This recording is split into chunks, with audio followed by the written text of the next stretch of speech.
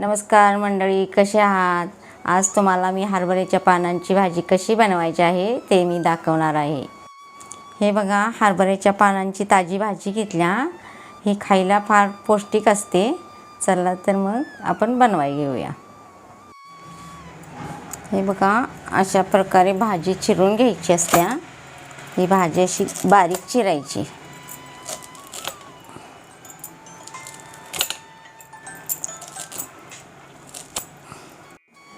या बघा, इथं 2 मिरच्या चिरून घेतल्यात फोडणी देण्यासाठी. आता भाजीसाठी कूट लागणार आहे, त्यासाठी शेंगदाणे भाजून घेते. शेंगदाणे भाजून घ्यायचं एकसारखं. शेंगदाण्याला थोडं थोडं डाग पडायला लागले की शेंगदाणे भाजले असं समजायचं. असा चटचट आवाज आला की. आता ही शेंगदाणे भाजून झाल्यात.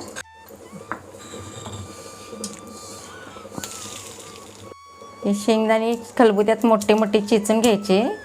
भाजीला मोठंच कूट लागतं शेंगदाण्याचं.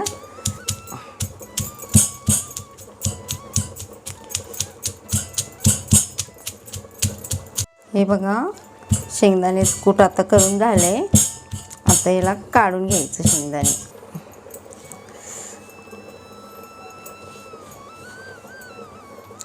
लसणाच्या पाकळ्या आता दुखवून घेते फोडणीला देण्यासाठी आणि नंतर फोडणी द्यायला घ्यायची.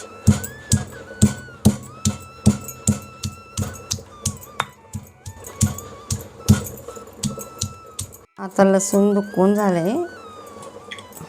हे बघा, कढई गरम करून घेतल्या. गॅस बारीकच ठेवलाय. आता यात 4 पळ्या तेल छोट्या घालत आहे.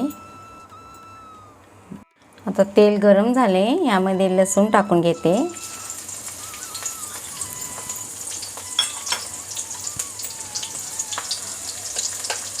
आता थोडासा लसूण अर्धवट भाजला की यामध्ये आता मिरची घालून घेते.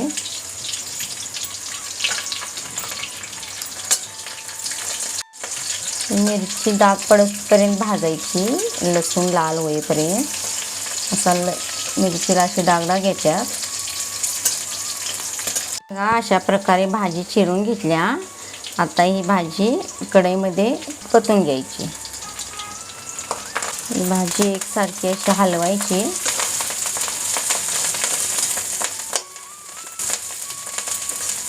आणि यामध्ये आता शेंगदाण्याचं कूट टाकून घ्यायचं.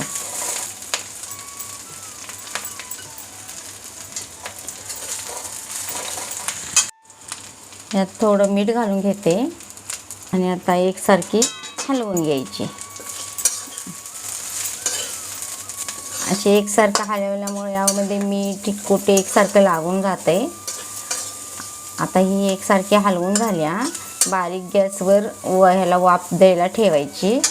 यामध्ये थोडंसं पाणी घालायचं. असं शिजण्यापुरतं थोडं घालायचं पाणी. आता याला झाकून ठेवायची 5 मिनटं. ही भाजी तुम्हाला 5 मिनिटांनं दाखवते उघडून शिजून झाल्यावर. हे बघा, भाजी किती छान शिजून झाल्या. ही भाजी ज्वारीच्या किंवा बाजरीच्या भाकरीबरोबर छान लागते. हे तुम्हाला मी आता एका प्लेटमध्ये काढून दाखवते. तुम्ही बी बनवा आणि मला नक्की कळवा. भाजीचा खूप छान घरभर वास सुटला आहे आणि ही भाजी ताजी असल्यामुळं खूप चवीला लागते भाकरीबरोबर आणि छान लागते. अशा प्रकारे आपली भाजी तयार झालेली आहे. जर मंडळी माझी रेसिपी आवडली असेल तर लाईक करा, शेअर करा, कमेंट करायला विसरू नका. तुमच्या प्रतिक्रिया मला नक्की कळवा.